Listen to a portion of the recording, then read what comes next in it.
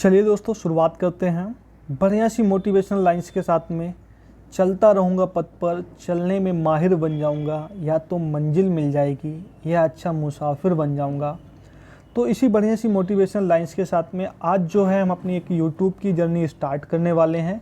ये जो YouTube channel आज मैंने क्रिएट किया है, आप लोगों के कहने पर किया था। मैंने आप लोगों से पूछा था कि मैं एक यूट्यूब चैनल क्रिएट करना चाहता हूँ, क्या आप हमारा सपोर्ट करना चाहते हैं। तो आप में से बहुत सारे लोगों ने मुझे जवाब दिया था कि हाँ, आप चैनल को क्रिएट करिए, मैं सपोर्ट करने के लिए तैयार हूँ।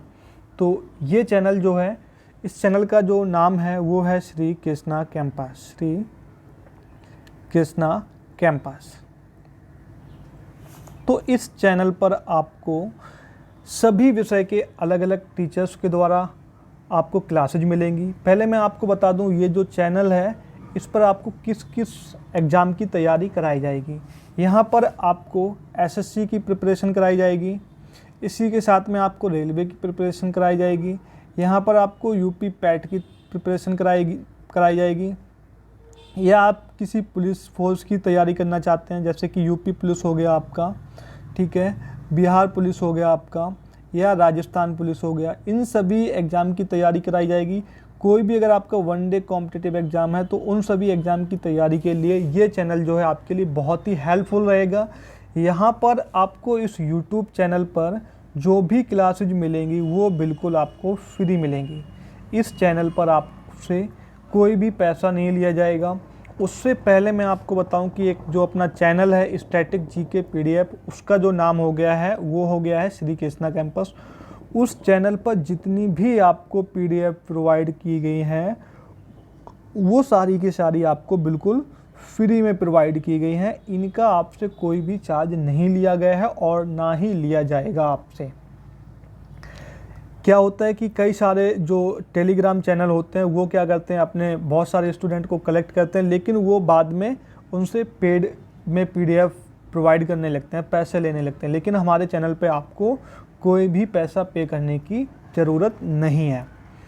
तो ये जो चैनल है, यहाँ पर मैं आपको बता दूँ, यहाँ पर जो भी फैकल्टी रहेगी हमारी, वो सभी की सभी या तो उनको बहुत ज़्यादा एक्सपीरियंस होगा या फिर वो किसी ना किसी एग्ज़ाम में सेलेक्टेड होंगे। तो यहाँ पर आपको बेस्ट फैकल्टी मिलने वाली है। और ये जो क्लासेज हैं इनका टाइमिंग क्या रहेगा, ये सब मैं आपको एक शेड्यूल करके बता दूंगा। चलिए, तो मैं थोड़ा सा आगे चलता हूँ। मैं देखिए, यहाँ पर ये जो 25 क्वेश्चन हमने जीके के लिए हैं, ये सिर्फ टेस्टिंग के लिए हैं। और आप लोग इन 25 क्वेश्चंस को देखना, इनके आंसर आप कमेंट कर देना, या फिर आप लोग ये बता देना कि 25 में से आपने कितने करेक्ट किए हैं। ये क्वेश्चंस कोई मैंने रेगुलर क्लास के लिए नहीं लिए हैं, सिर्फ टेस्टिंग के लिए हैं। तो आप एक बार इन क्वेश्चंस को देखना, सभी के सभी 25 क्वेश्चंस हैं और ये आपके एग्ज़ाम के लिए हेल्पफुल रहेंगे। बाकी जो क्लासेज हमारी रहेंगी वो आपको डेली क्लासेज मिलेंगी, करंट अफेयर्स की क्लासेज मिलेगी, आपको जीके जीएस की आपको क्लासेज मिलेगी यहाँ पर।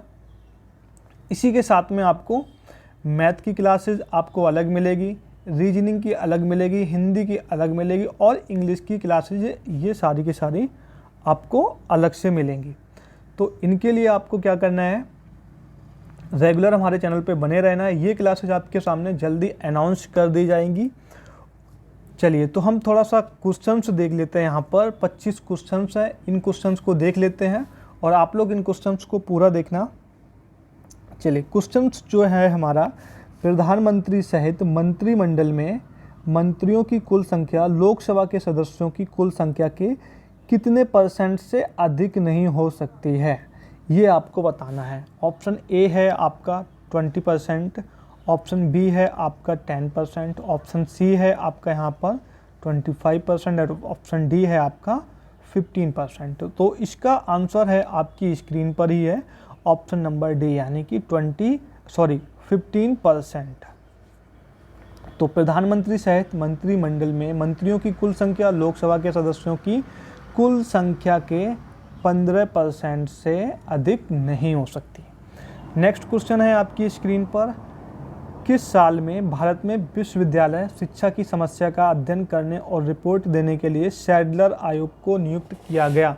तो क्वेश्चन आपसे पूछ लेता है कि सैडलर आयोग कब नियुक्त किया गया, किस सन में नियुक्त किया गया है। तो इसका जो ऑप्शन नंबर ए है आपका यहाँ पर 1917, ऑप्शन बी है 1924, ऑप्शन सी 1936, ऑप्शन डी 1906। इसका राइट आंसर है आपकी स्क्रीन पर। चलिए मैं आपको राइट आंसर दिखा देता हूँ। राइट आंसर है आपका 1917। ये देखिए क्वेश्चंस जो लिए हैं ये सभी के सभी क्वेश्चंस आपके यूपीएसआई में पूछे गए हुए हैं।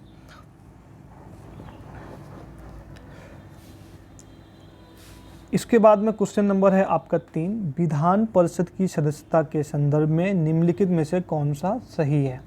इसको थोड़ा सा आपको ध्यान से पढ़ना होगा। ऑप्शन ए है आपका 1/12 सदस्यों का निर्वाचन एक ऐसे निर्वाचक मंडल से होता है जो उस राज्य में निवासरत किसी भी विश्वविद्यालय के स्नातकों से गठित है। ऑप्शन बी है 1/12 सदस्यों का निर्वाचन एक ऐसे निर्वाचक मंडल से होता है जिसमें उस राज्य में निवासरत न्यूनतम 3 वर्ष अनुभव सहित माध्यमिक विद्यालय के शिक्षक होते हैं। तो इनका ऑप्शन आप पढ़ लीजिए जब तक मैं इसको चार्जिंग पे लगा देता हूँ। थोड़ा सा बैटरी लो हो गई है। हाँ ठीक हो गया चार्जिंग पे। चलिए इसमें क्या होता है, क्वेश्चंस को थोड़ा ध्यान से पढ़ना है आपको। और इसका जो राइट आंसर है वो है आपका ऑप्शन नंबर डी, यानी कि ए और बी दोनों ही सही हैं। यानी कि 1/12 सदस्यों का निर्वाचन एक ऐसे निर्वाचक मंडल से होता है जो उस राज्य में निवासरत किसी भी विश्वविद्यालय के स्नातकों से गठित है। दोनों करेक्ट हैं, ऑप्शन ए और बी दोनों करेक्ट हैं। क्वेश्चन नंबर है आपका नेक्स्ट, क्वेश्चन नंबर है आपका 4, निम्नलिखित में से कौन सा विषय संघ सूची के अंतर्गत आता है। यानी कि आपका जो संघ सूची के अंतर्गत आता है वो आपको बताना है इनमें से कौन सा आता है। 1 जो है आपका संघ सूची के अंतर्गत आता है पशुओं के प्रति क्रूरता रोकथाम, ऑप्शन सी है दिवालियापन और शोध अक्षमता, ऑप्शन डी है शेयर बाजार और वायदा बाजार। चलिए राइट आंसर है इसका ऑप्शन नंबर डी, यानी कि शेयर मार्केट जो है आपका ये किस में आता है, आपका संघ सूची के अंतर्गत आता है आपका। ठीक है, इनकी आप परेशान मत होइए, इनकी सभी की सभी जो आपकी क्लासेज हैं वो आपकी डिटेल में आपको पढ़ाई जाएंगी। तो अभी सिर्फ मैंने यहाँ पर 25 क्वेश्चन लिए हैं। नेक्स्ट क्वेश्चन है, किसी राज्य के नाम परिवर्तन के संदर्भ में निम्नलिखित में से कौन सा सही है। देखिए राज्य परिवर्तन से लेके आपसे क्वेश्चन से पूछ सकता है, राज्य परिवर्तन से या फिर किसी जगह का नाम जो है इससे जो परिवर्तन हुआ है इसको लेकर क्वेश्चन से पूछ सकता है। क्योंकि हाल ही में मुख्यमंत्री श्री योगी आदित्यनाथ के द्वारा कई स्थानों के नाम जो हैं वो चेंज किए गए हैं। तो ऑप्शन ए है राज्य के नाम सीमा इत्यादि परिवर्तन करने का विशेषाधिकार संसद के पास है और अंतिम निर्णय संसद ही ले सकती है, ये है। ऑप्शन बी है राष्ट्रपति की पूर्व संस्तुति पर ऐसा विधेयक सदन में प्रस्तुत किया जाता है। तो राइट आंसर इसका हम देख लेते हैं। राइट आंसर है आपका ऑप्शन नंबर सी, यानी कि ए और बी दोनों। इसकी पीडीएफ है आपको टेलीग्राम चैनल पे मिल जाएगी।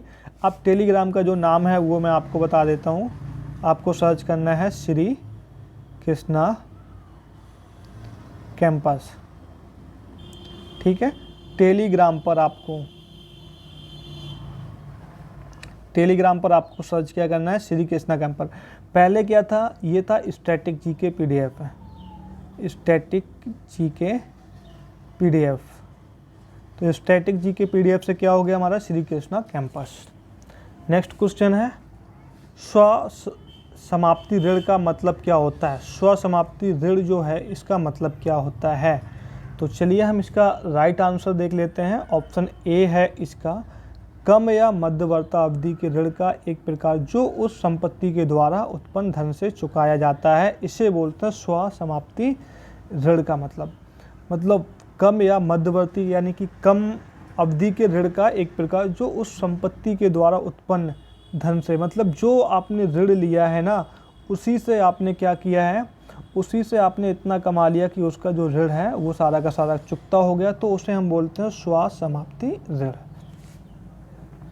इसके बाद में है 7 नंबर, जिस बाजार में प्रतिभूति दस्तावेज का पूंजी जुटाने वाले और खरीदार के बीच सीधे कारोबार होता है उसे डैश के रूप में जाना जाता है, उसे किसके रूप में जाना जाता है।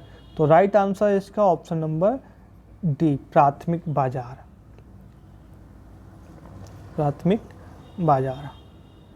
देखिए ये क्वेश्चंस हैं आपके यूपीएसआई में पूछे गए हुए हैं, सारे के सारे जो अभी हाल ही में यूपीएसआई का जो पेपर हुआ था इसमें क्वेश्चंस पूछे गए हैं। तो अगर आप एसआई लेवल की तैयारी कर रहे हैं तो ये क्वेश्चंस आपके लिए बहुत ही इंपॉर्टेंट है। चलिए क्वेश्चन नंबर है आपका 8, निम्नलिखित में से कौन सी सूचना उपयुक्त लोक सूचना अधिकारी के तहत मांगी जा सकती है। देखिए इसका ऑप्शन हम नहीं पढ़ेंगे क्योंकि ऑप्शन पढ़ने में काफ़ी टाइम लग जाता है, तो वीडियो काफ़ी लंबा हो जाएगा। तो हम इसके डायरेक्ट आंसर देखते हैं। इसका आंसर जो है आपकी स्क्रीन पर ऑप्शन नंबर डी है, यानी कि ए और बी दोनों। कौन सी सूचना उपयुक्त लोक सूचना अधिकारी के तहत मांगी जा सकती है, तो इसमें क्या है, किसी भी परीक्षा संचालक निकाय, यानी उदाहरण स्वरूप GAIT गेट, क्या है ये, गेट, GAIT, ठीक है, IIM, UPSC इत्यादि के उत्तर पत्र की प्रतिलिपियां।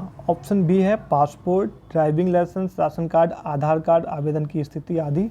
ये सारी की सारी जो सूचना है उपयुक्त लोक सूचना अधिकारी के तहत मांगी जा सकती हैं।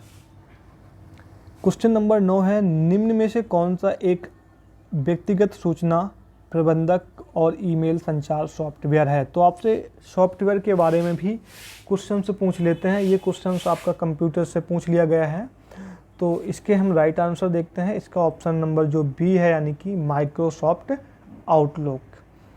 माइक्रोसॉफ्ट आउटलुक क्या है, एक व्यक्तिगत सूचना प्रबंधक और ईमेल संचार सॉफ्टवेयर है।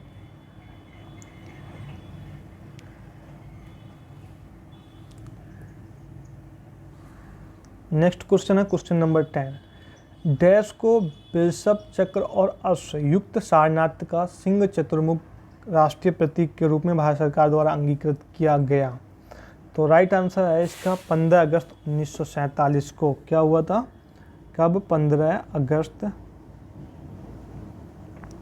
1947। 15 अगस्त 1947 को बिशप चक्र और अश्वयुक्त सारनाथ स्तंभ, ठीक है, सारनाथ स्तंभ राष्ट्रीय प्रतीक के रूप में भारत सरकार द्वारा अंगीकृत किया गया था। तो ये किया गया था आपका 26 जनवरी 1950। यहाँ पे हमने गलत कर दिया थोड़ा, ठीक है, यहाँ पर कर लीजिए 26 जनवरी, आप 26 जनवरी 1950। तो जो हमारा सारनाथ स्तंभ है, ठीक है, तो ये कहाँ से लिया गया था आपका, ये सारनाथ स्तंभ से लिया गया था राष्ट्रीय प्रतीक। लेकिन कब लिया गया था, कब इसे अंगीकृत किया गया था, 26 जनवरी 1950 को। ये किसने बनाया था, अशोक ने बनवाया था, ठीक है। अशोक कौन था, मौर्य वंश का सम्राट था।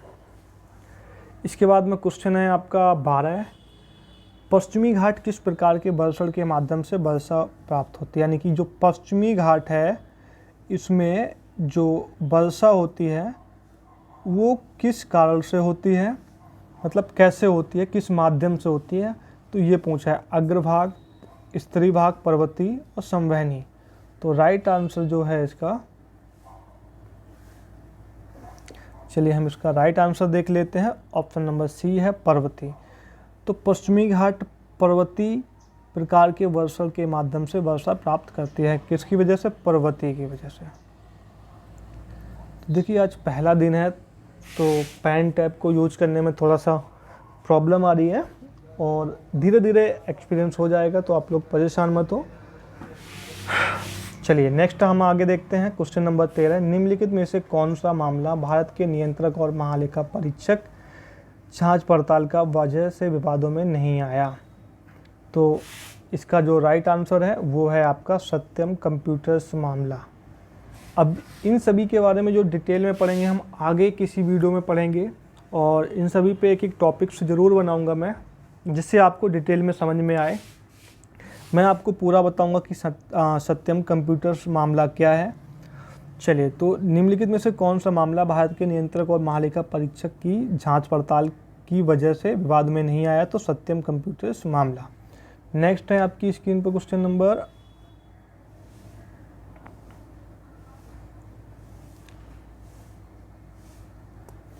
थोड़ा सा ये मतलब ऐसे काम कर रहा है। चलिए क्वेश्चन नंबर 14 है, जनहित याचिकाओं से जुड़ी निम्नलिखित घटनाक्रम को उनके कार्यक्रम के अनुसार लिखें। सबसे पहले घटित घटना से शुरू, सबसे अंत में। सबसे यानी कि सबसे पहले कौन सी घटना हुई थी? तो सबसे पहले जो हुई थी आपकी फर्स्ट आपातकाल। इसके बाद में सी यानी कि सेकंड नंबर पे हुआ था हुसैन आरा खातून बनाम बिहार राज्य। एंड इसके बाद में जो है आपका बी MC मेहता बनाम भारत संघ। तो क्या होगा आपका सीक्वेंस, क्या होगा? A, C और B। क्वेश्चन नंबर 15 है, भारतीय संविधान में संशोधन लाने के लिए कितनी पद्धतियां हैं? 4 हैं, 2 हैं, 5 हैं, 3 हैं। चलिए इसका राइट आंसर जो है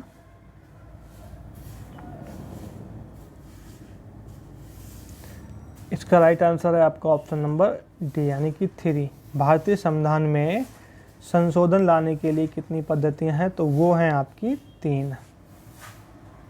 नेक्स्ट क्वेश्चन है, राजनीति के निदेशक सिद्धांतों से संबंधित कौन सा अनुच्छेद यह कहता है कि राज्य ग्राम पंचायतों को संगठित करने के लिए कदम उठाएगा और उनको ऐसी शक्तियां और प्राधिकरण प्रदान करेगा जो उन्हें स्वायत्त शासन की इकाइयों के रूप में कार्य करने योग्य बनाने के लिए आवश्यक हों? चलिए राइट आंसर है इसका ऑप्शन नंबर यहाँ पर ए, अनुच्छेद आर्टिकल नंबर जो है आपका 40 है।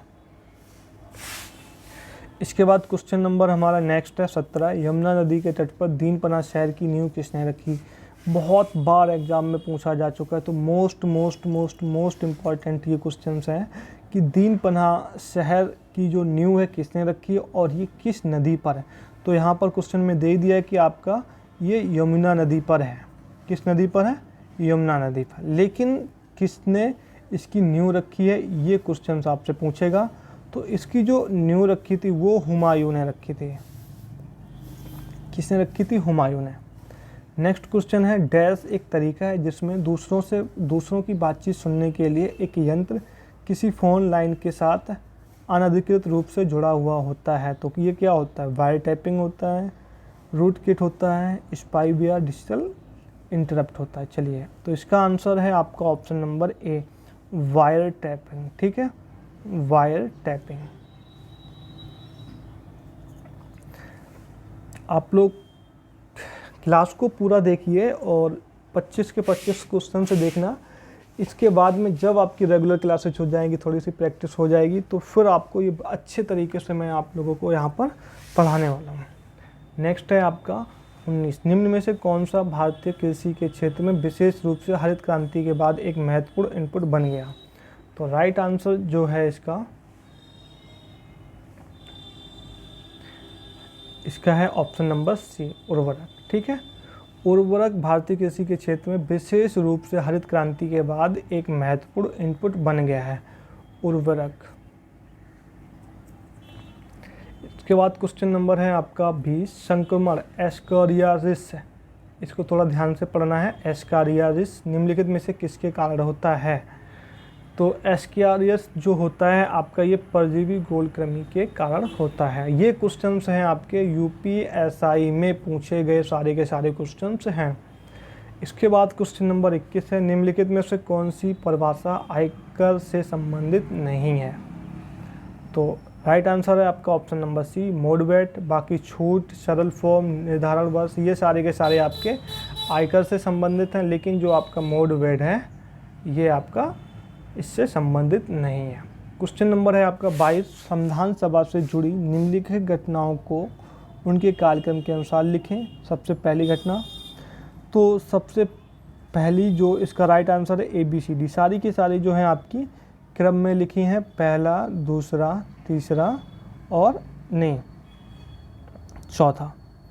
तो उद्देश्य संकल्प सर्वसम्मति से अंगीकृत हुआ पहले, इसके बाद में राष्ट्रध्वज अंगीकृत हुआ, इसके बाद में संविधान सभा द्वारा पारित और स्वीकृत हुआ, जनगणमन राष्ट्रगान के रूप में अंगीकृत हुआ। तो ये सारी की सारी आपकी एक कालक्रम के अनुसार लिखी हुई हैं।